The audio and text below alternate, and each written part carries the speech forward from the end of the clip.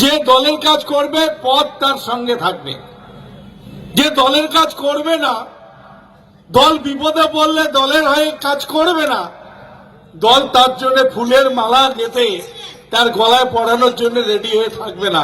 এই ভাবনাটা যদি কেউ ভেবে থাকেন যে দল আমাকে ফুল চন্দন মেখে ফুলের মালা দিয়ে আমাকে তোয়াজ করবে, সেই দিন নাই বন্ধু, সেই দিন নাই। তাই আমি অনুরোধ করবো শীতলকুচি মানুষের, কে কোথায় পিকনিক খায় না কে কোথায় কি খায় এগুলো দেখার আমার দরকার নেই। পয়সা থাকে পিকনিক খায় খাক, জঙ্গলে যায় না বুরুজে যায় না ক্যাম্পে যায় যাক।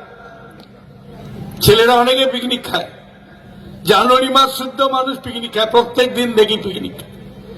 পিকনিক খেয়ে কি তৃণমূল কংগ্রেসকে সংগঠিত করা যায়? পিকনিক খেয়ে তৃণমূল কংগ্রেসকে সংগঠিত করা যায়? তৃণমূল কংগ্রেসকে সংগঠিত করতে গেলে মাঠে ময়দানে নেমে তৃণমূল কংগ্রেস কর্মীদের সুখে দুঃখে তার পাশে গিয়ে দাঁড়াতে হবে। বিজেপির সর্বনাশা নীতির বিরুদ্ধে লড়াই করতে হবে। এই মুহূর্তে আমাদের কেন্দ্রীয় বাজেট হতে চলেছে আগামী 31শে ডিসেম্বর। আমরা জানি এই কেন্দ্রীয় বাজেটে বাংলার ভাগ্য শূন্য হবে, কারণ 2021-এ বাংলা জয়ের যে স্বপ্ন বিজেপি দেখেছিল, আপকি বার 200 পার, আপকি বার 200 পার, সেই স্বপ্ন বিজেপির পূরণ হয়নি। তাই বিজেপি বাংলার মানুষকে ভাতে মারা চক্রান্ত করার জন্য বাংলার বাড়ির টাকা, বাংলার রাস্তা নির্মাণের টাকা, বাংলার 100 দিনের টাকা বন্ধ করে দিয়ে বাংলার মানুষকে ভাতে মারার চক্রান্ত করছে।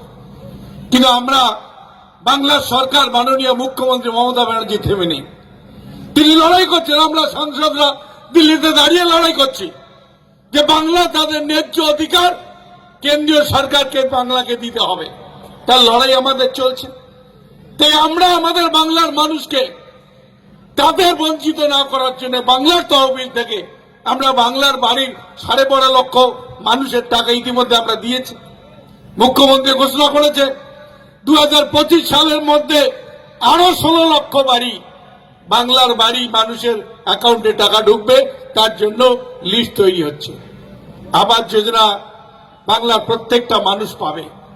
গ্রামীণ রাস্তা তৈরি করার ক্ষেত্রে আমরা পথশ্রী প্রকল্পের মধ্য দিয়ে প্রায় 40,000 কিলোমিটার রাস্তা তৈরি করেছি, আগামীতে আরো রাস্তা তৈরি হচ্ছে।